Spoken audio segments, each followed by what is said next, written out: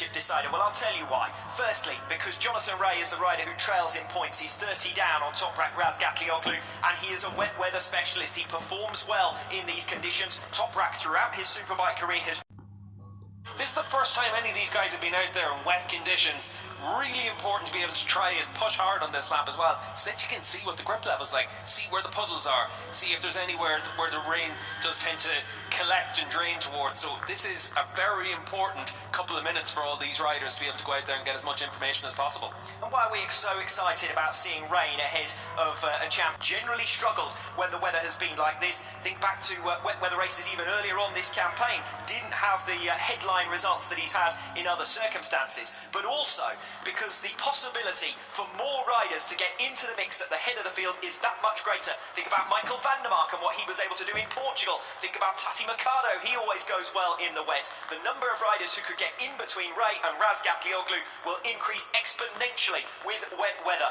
But I must say, Steve, the amount of rain that's coming down now makes me doubt whether we will even be able to start this race at the planned time, which may mean a bit of a get-out-of-jail-free card potentially for Toprak Razgatlioglu, because the visibility there is not going to be good enough to go racing, surely. Yeah, that's biblical rain at this stage, and certainly you're going to expect to see the start delayed for these riders. You can see out of our box again, Michael van der Mark's running off the grid. Quite a few people making their exits from the grid now as well, and you can see as Toprak makes his way to the grid, just these conditions aren't going to be possible to start the race on time. Yes, I think that was almost foretold, wasn't it? That was an inevitability, because once we saw the rain coming down, the spray in these kind of conditions would be impossible to ride unless you hit the front. So Razgatlioglu with a little bit of pre-race acrobatics to scale the pit wall, and can now make his way back into the garage, which means we can continue to build up what is going to be a fascinating World Championship encounter. This man, Jonathan Rea, the reigning world champion, that's the visibility that we're talking about there. Yeah, absolutely nothing out there right now for these riders, and certainly a bit too dangerous to be going out on this track, especially considering that they haven't been out in wet conditions at any stage here in Mandalika. So a real challenge for everyone, and the right decision being made there by the organisers. Making their way back to the pit boxes.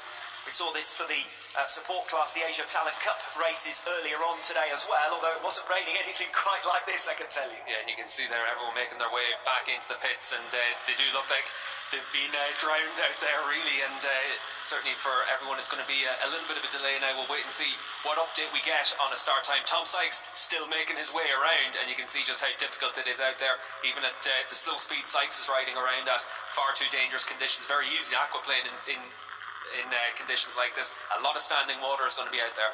I'd like to see where Jules Cluzel is at the moment, after we saw him in his undergarments a few minutes ago waiting to get into a pool. He didn't need to get into a pool, he only needed to stand in pit lane.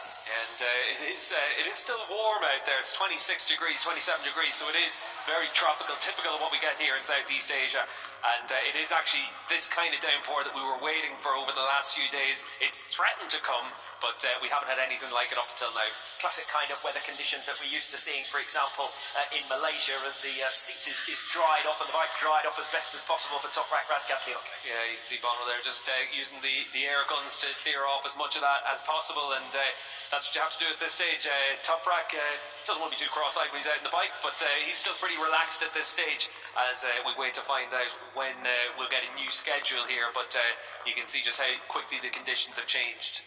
I did say that Toprak has not been known for his wet weather prowess in the past through his career, and to an extent I've probably done him a disservice, because this season he has made a step forward, even if he's clearly not as strong in the wet as he is in the dry. Yeah, in the dry conditions Toprak's as good as anyone, in the wet conditions he showed, especially in Catalonia, he's made a big step forward. He was able to lead that race, open up a pretty commanding lead at one stage as well before he had a technical problem, and even though he had that problem, that would have been one of the races that would have given him a big boost in terms of his ability to perform well in those conditions. I think the race I'm